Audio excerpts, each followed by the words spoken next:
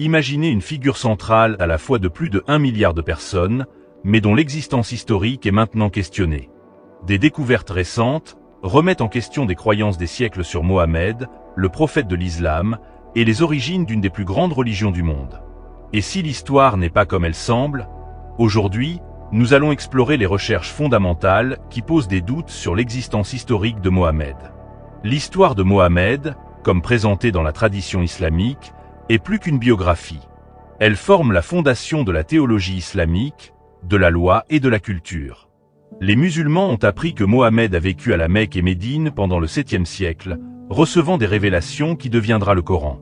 Sa vie est documentée par des sources comme les hadiths et la sira, qui détaillent ses actions, ses paroles et l'arrivée de l'islam. Mais que se passe-t-il si ces sources ne sont pas aussi fiables que ce qu'elles semblent? La scolarité moderne est en train d'établir des gages significatifs dans le narratif historique. Si ces découvertes restent, elles pourraient rétablir non seulement la façon dont nous comprenons l'islam, mais aussi la façon dont nous voyons l'histoire du Moyen-Orient. Commençons par les sources. Le Coran, les hadiths et les biographies de Mohammed sont considérés comme fondamentaux pour l'histoire islamique. Cependant, ces textes posent un problème sérieux. Ils apparaissent trop tard. Le Coran lui-même n'a pas d'évidence de manuscrits clairs du 7e siècle. Même si des fragments existent, les manuscrits les plus complets du Coran sont du 8e et du 9e siècle. Cela pose des questions. Si le Coran a vraiment été révélé pendant la vie de Mohammed, pourquoi n'avons-nous pas plus d'évidence contemporaine? Les hadiths, qui détaillent les mots et les faits de Mohammed, sont encore plus problématiques. Les 6 collections canoniques, comme celles de Sahih Bukhari et Sahih Muslim, ont été compilées 200 à 300 ans après la mort de Mohammed. Et pourtant, nous n'avons pas de manuscrits de ces collections depuis ce temps. Les premières copies physiques apparaissent plusieurs siècles plus tard, pendant la période ottomane. Les biographies, ou sira, confrontent des défis similaires. La biographie la plus célèbre d'Ibn Ishaq a été écrite plus d'1 siècle après la mort de Mohammed, et nous n'avons même pas son travail original. Ce que nous connaissons vient des rédactions plus tardives des auteurs comme Ibn Hisham, qui est né beaucoup plus tard et vivant au 9e siècle.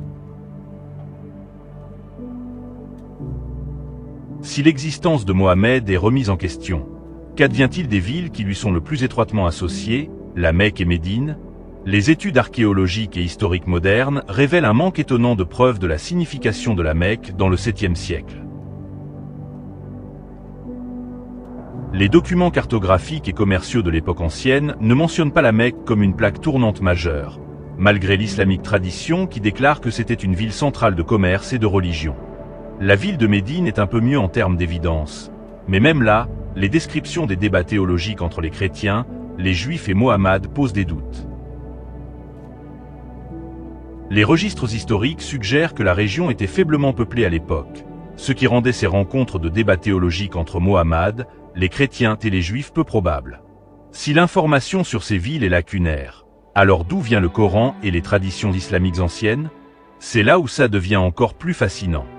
Beaucoup de ce que le monde moderne connaît de Mohammed ne provient pas des sources musulmanes, mais des écrivains européens du 19e siècle. Heinrich Ferdinand Wüstenfeld, un orientaliste allemand, a compilé la première version disponible de la Sira. Ses œuvres rassemblent des manuscrits écrits entre le XIe et le XVIe siècle. Ces manuscrits étaient écrits bien après la mort de Mohammed. Cela signifie que l'histoire de la vie de Mohammed, comme c'est communément dit aujourd'hui, a été construite en grande partie par les académiques occidentaux. Si c'est le cas, quelle est la fiabilité du narratif? Retournons aux hadiths. Ces textes sont essentiels pour la jurisprudence islamique, détaillant comment les musulmans devraient prier, jeûner et mener leur vie quotidienne. Et pourtant, les premiers manuscrits de grandes collections de hadiths, comme ceux attribués à Bukhari et Muslim, n'apparaissent qu'au XIe siècle. C'est 400 ans après l'époque de Mohammed. Ce qui est encore plus inquiétant est le fait que ces manuscrits ont été édités et rédigés au fil des siècles. Les versions que nous avons aujourd'hui sont le résultat des influences politiques et théologiques ultérieures, en particulier durant la période ottomane. Si les histoires traditionnelles de Mohammed et du début de l'islam ne peuvent pas être soutenues par l'évidence contemporaine, alors où est-ce que cela mène? Les chercheurs se tournent maintenant vers des explications alternatives. Certains suggèrent que l'islam n'est pas issu de la Mecque et Médine, mais dans les régions nordiques, plus proches des communautés chrétiennes et juives, où les débats théologiques étaient plus animés.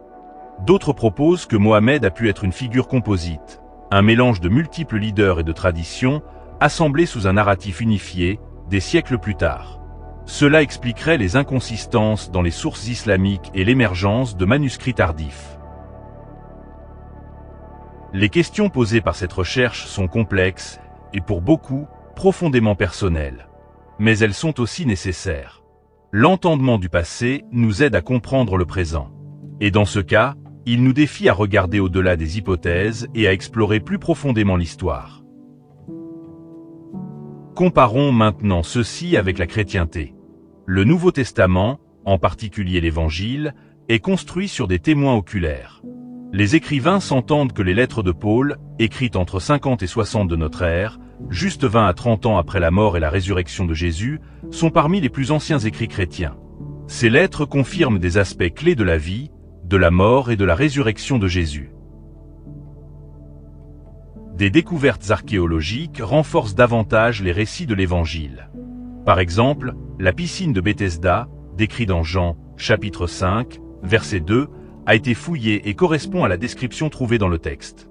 De la même manière, des inscriptions comme la pierre de Pilate confirment l'existence de Ponce Pilate, un personnage clé de la crucifixion de Jésus.